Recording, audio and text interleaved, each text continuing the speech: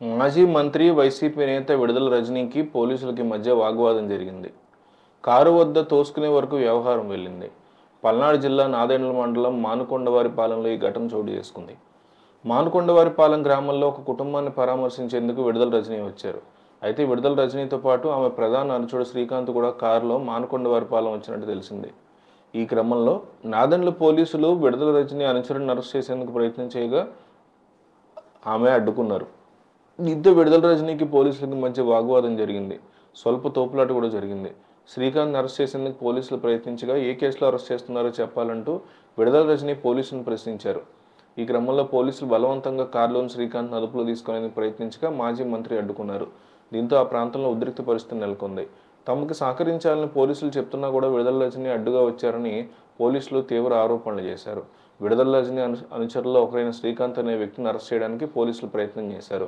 దీన్ని రజనీ ప్రశ్నించారు. ఎందుకు అరెస్ట్ చేస్తున్నారో చెప్పాలంటూ నిలదీశారు. ఈ క్రమంలో అక్కడున్న సీఐ పక్కకు పో అంటూ విడుదల రజనీ పట్ల అనుచితంగా మాట్లాడడమే కాకుండా ఆమెను పక్కకు నెట్టేశారని ఆమె ఆరోపిస్తున్నారు. ఒక మహిళా మాజీ మంత్రిని కూడా చూడకుండా పోలీసులు ప్రవర్తించిన తీరు మీద ప్రస్తుత కూటమి ప్రభుత్వం అరాచక పాలనకు అద్దం పడుతోందని ఆమె మండిపడ్డారు. కూటమి ప్రభుత్వం అధికారంలోకి వచ్చిన తర్వాత వైసీపీ నేతలు, కార్యకర్తల మీద అనేక అక్రమ కేసులు బనాయిస్తున్నారని వైసీపీ ఆరోపిస్తోంది. అలాగే విడుదల రజనీ మీద కూడా అనేక అక్రమ కేసులను బనాయించారు పోలీసులు అనే ఆరోపణలు ఉన్నాయి. వైసీపీ శ్రేణులు ఇబ్బంది పెట్టడమే లక్ష్యంగా కూటమి ప్రభుత్వం పాలన కొనసాగిస్తోందనే ఆరోపణలు వినిపిస్తున్నాయి. దీని మీద ప్రజలు కూడా తీవ్రంగా అసహించుకుంటున్నారని వైసీపీ అంటోంది. ఆంధ్రప్రదేశ్లో పాలనని గాలికి వదిలేసి కేవలం రెడ్ బుక్ రాజ్యాంగాన్ని అమలు చేయడం మీద సర్వత్రా విమర్శలు వినిపిస్తున్నాయనే మాట వినిపిస్తోంది. విడుదల రజనీ విషయంలో కూడా ఇదే జరిగిందని ఆరోపణలు వినిపిస్తున్నాయి. స్థానిక సీఐ సుబ్బారాయుడు విడుదల రజనీకి విధులకి ఆటంకం కలిగిస్తే ఆమె మీద కూడా కేసు నమోదు చేస్తామని చెప్పారు. పోలీసులు శ్రీకాంత్ అరెస్ట్ చేసేందుకు ప్రయత్నించడం, విడుదల రజనీ అడ్డుకోవడానికి యత్నించడంతో మానుకొండవారిపాలెంలో కాసేపు ఉద్రిక్త పరిస్థితి ఏర్పడింది. మరోవైపు వైసీపీ ప్రభుత్వ హయాంలో స్టోన్ క్రషర్ యజమానులను బెదిరించాలని మాజీ మంత్రి విడుదల రజనీ మీద ఆరోపణలు ఉన్నాయి. ఈ కేసులో విడుదల రజనీ మరిది గోపిని ఇటీవల పోలీసులు అరెస్ట్ చేశారు.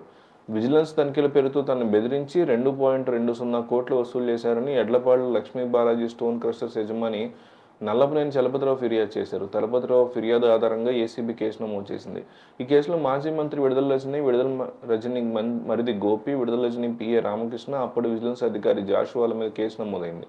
అయితే కేసులో 41A కింద విడుదల రజనీకి నోటీసులు అందించి ఆ తర్వాత విచారించాలని ఏపీ హైకోర్టు ఇటీవల ఆదేశించింది. విచారణకు సహకరించాలని కూడా విడుదల రజనీని కోర్టు కోరింది. సరైనటువంటి టైంలో మరొక పక్క ఈ అంశం జరగడం ఆసక్తికరంగా మారింది. కారు వద్ద వ్యవహారం తోసుకునే వరకు ఎందుకు వెళ్ళిందో తెలియాల్సి ఉంది. పోలీసులు అయితే ఆమె మీద విధులకి ఆటంకం కలిగించినందుకు ఆమె మీద కూడా కేసును నమోదు చేశారు.